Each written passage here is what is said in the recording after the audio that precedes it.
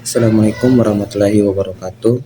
Perkenalkan, nama saya Abdul Aziz, kelas C, NPM 24081073. Baik, saya di sini akan menjelaskan tentang Undang-Undang Nomor 11 Tahun 2022 tentang keolahragaan.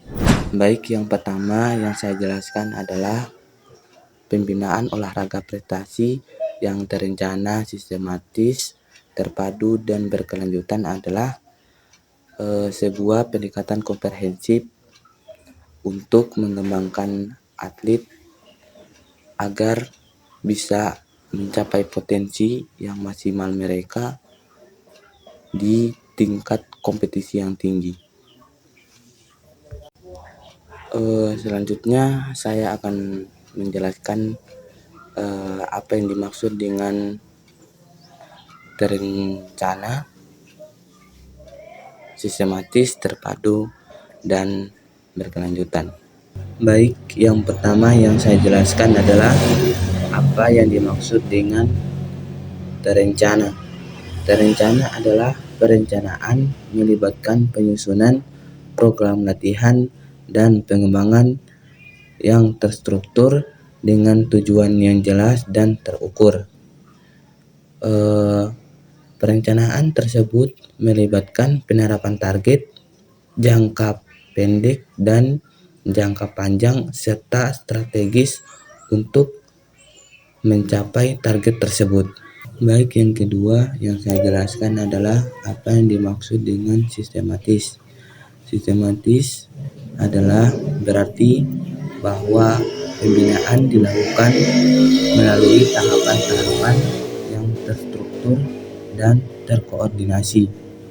Setiap tahapan memiliki tujuan yang strategis dan berkontribusi pada pengembangan atlet secara keseluruhan. Baik, yang ketiga yang saya jelaskan adalah apa yang dimaksud dengan terpadu.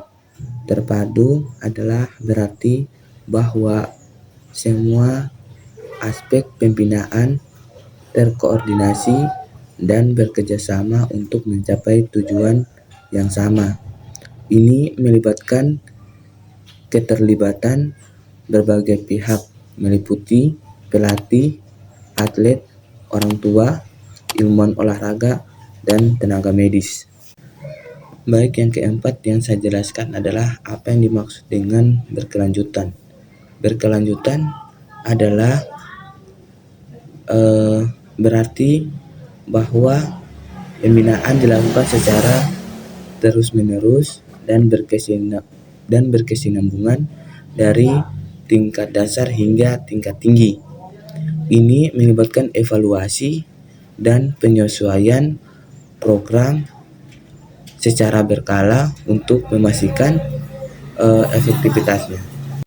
Baik, selanjutnya saya akan menjelaskan tentang penerapan dan optimalisasi ilmu pengetahuan dan teknologi atau dalam kurung IPTEK dalam olahraga atau sport science adalah bertujuan untuk meningkatkan performa atlet, mencegah cedera, dan meningkatkan industri olahraga secara keseluruhan. Penerapan IPTEK dalam olahraga melibatkan penggunaan berbagai disiplin ilmu dan teknologi untuk menganalisis dan meningkatkan kinerja atlet. Sport science mencakup bidang-bidang meliputi biomekanika, fisiologi olahraga, psikologi olahraga, nutrisi olahraga, dan analisis data.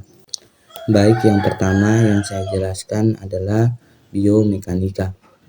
Biomekanika adalah menganalisis gerakan atlet untuk mengidentifikasi teknik yang paling efisien dan mengurangi risiko cedera. Contohnya itu seperti gerakan lari, gerakan lempar, dan gerakan ayunan. Baik, yang kedua yang saya jelaskan adalah apa yang dimaksud dengan fisiologi olahraga. Fisiologi olahraga di mana kita mempelajari bagaimana tubuh atlet beradaptasi terhadap latihan dan mengoptimalkan program latihan untuk meningkatkan performa atlet. Contohnya pengukuran VO2 max, ambang laktat, dan komposisi tubuh. Baik, yang ketiga yang saya akan jelaskan adalah apa yang dimaksud dengan psikologi. Psikologi olahraga adalah membantu atlet untuk mengembangkan mental yang sangat kuat, mengatasi tekanan, dan meningkatkan fokus. Contohnya yaitu menggunakan teknik visualisasi, teknik relaksasi, dan teknik manajemen stres. Baik, yang keempat yang saya jelaskan adalah apa yang dimaksud dengan nutrisi olahraga. Nutrisi olahraga adalah merancang pola makan yang optimal untuk memenuhi kebutuhan energi atlet, mempercepat pemulihan, dan meningkatkan performa atlet. Contohnya adalah dengan perencanaan diet makro, mikronutrisi, dan suplementasi. Baik, yang kelima yang saya jelaskan adalah apa yang dimaksud dengan analisis data. Analisis data adalah mengumpulkan dan menganalisis data dari latihan dan pertandingan untuk mengidentifikasi tren, pola, atau area yang perlu ditingkatkan. Contohnya penggunaan sensor, GPS, dan perangkat lunak atau analisis kinerja. Baik, selanjutnya saya akan menjelaskan tentang optimalisasi peran swasta dan masyarakat dalam kegiatan olahraga.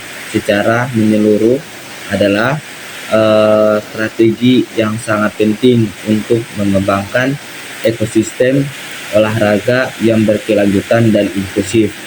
Baik, selanjutnya saya akan menjelaskan apa peran perusahaan swasta dan masyarakat dalam kegiatan olahraga. Yang pertama itu adalah investasi dan sponsorship. Perusahaan swasta dapat memberikan dana dan mendukung program olahraga, atlet, tim, dan event. Sedangkan pemerintah bisa memberikan insentif pajak dan memudahkan perizinan bagi perusahaan swasta yang mau berinvestasi dalam kegiatan olahraga. Baik, yang kedua adalah pengembangan infrastruktur. Perusahaan swasta dapat membangun dan mengelola fasilitas olahraga seperti stadium, GYM, dan arena. Sedangkan pemerintah dapat menawarkan kerjasama yang sama-sama saling menguntungkan. Ada perlu standar kualitas, aksesibilitas yang jelas untuk membangun fasilitas yang mau dibangun. Baik, yang ketiga yang saya jelaskan adalah produksi dan distribusi peralatan olahraga. Perusahaan swasta dapat memproduksi dan berkontribusi peralatan dan perlengkapan olahraga, sedangkan pemerintah dapat mendukung industri lokal dengan memberikan kemudahan impor bahan baku atau pelatihan tenaga kerja. Selain itu, perlu ada standar keamanan dan kualitas yang ketat untuk peralatan olahraga. Baik, yang keempat yang saya jelaskan adalah penyelenggaraan event olahraga.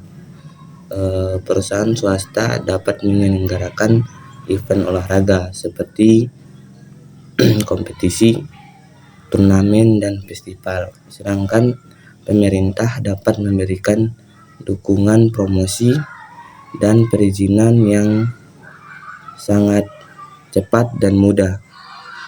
Selain itu ada perlu kerjasama yang baik antara pemerintah, penyelenggara, dan masyarakat setempat.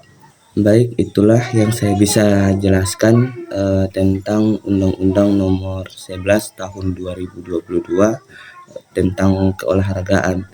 Mohon maaf bila masih ada kekurangan. Billahi fisabilil haq fastabiqul khairat. Assalamualaikum warahmatullahi wabarakatuh.